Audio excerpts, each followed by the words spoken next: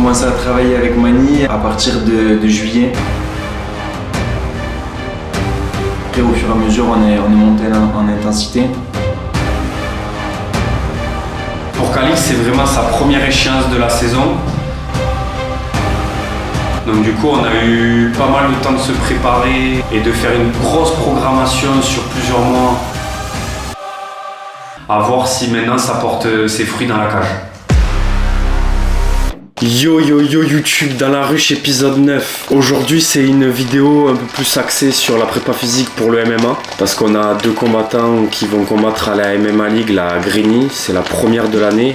La première MMA League de l'année si je dis pas de bêtises. On a 3 combattants engagés mais on va en filmer que 2. Préparation de cette semaine de Mani en moins de 66 et de Calix qui combat en moins de 61. On va essayer de vous expliquer avec Nico tout au long de cette vidéo un peu les feedbacks de cette préparation, que ce soit pour l'un ou pour l'autre, les précédentes échéances qu'ils ont eues, parce que Mani a beaucoup combattu. Et ensuite, si possible, je vais essayer de vous avoir du contenu pendant cette MMA League pour vous faire un retour combat.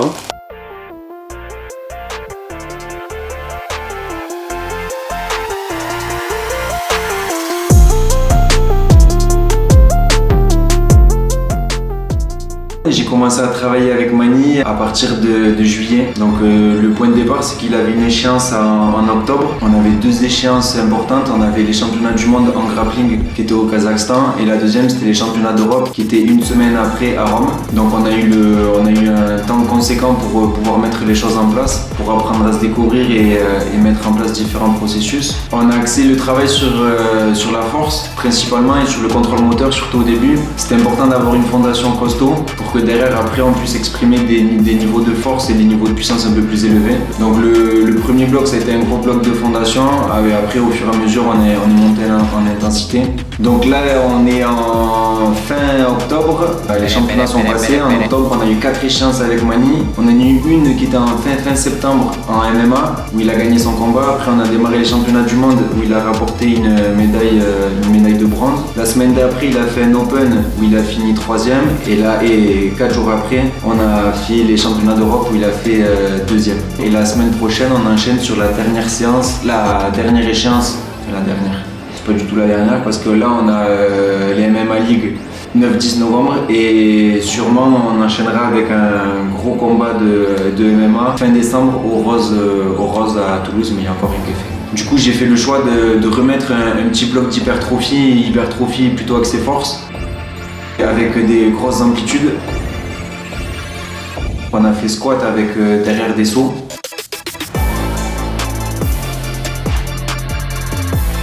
Du coup sur le deuxième bloc on a fait bench où on était agressif sur la phase de poussée.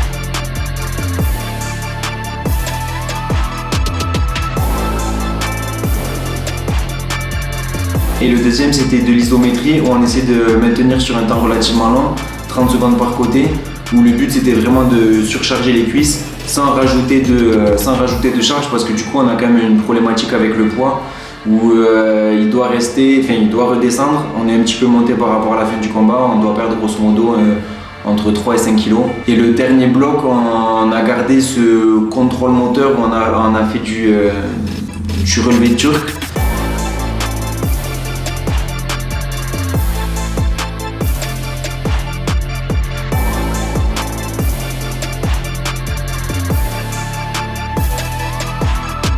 Plus des swings sur la chaîne postérieure.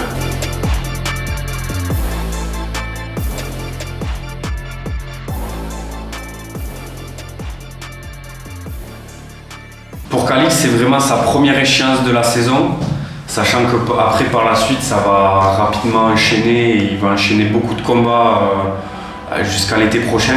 Donc du coup on a eu pas mal de temps de se préparer et de faire une grosse programmation sur plusieurs mois pour ensuite le maintenir tout au long de la saison, le maintenir physiquement tout au long de la saison. Sur les axes qu'on a pu voir sur cette séance-là, donc on est à une semaine avant la Fight Week. Pareil, on travaille sur un premier bloc en contraste de charge en alternant un mouvement en charge lourde puis enchaîné d'une charge légère.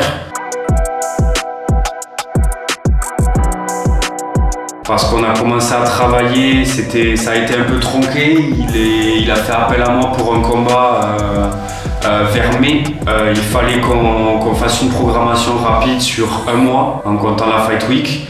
Donc du coup, on a dû un peu anticiper les choses. Il y a eu victoire derrière, donc c'est bien, ça s'est bien passé. Pour l'instant, depuis la prise en charge, on est à 1-0 avec Calixte. Et là, on redémarre sur une nouvelle saison où on a eu tout l'été pour bien se préparer, passer sur un gros bloc force, travailler la puissance, travailler l'explosivité. Donc j'espère que ça va se ressentir physiquement sur cette première échéance qui est la MMA League.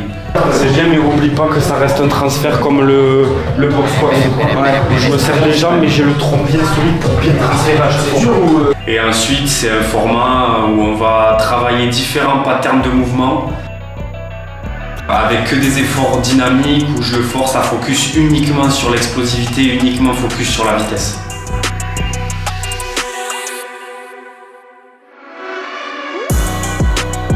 C'est question de légèreté sur le changement de rythme. Prêt à repartir, mais il faut que ce soit beaucoup plus léger. Quand tu le fais, t'es trop dans le sol, t'es là, et là tu te tapes. C'est vraiment clac, je veux repartir. Là, je suis à peine arrivé et je veux cacher repartir. Je veux pas que ce soit, dur dans la roue.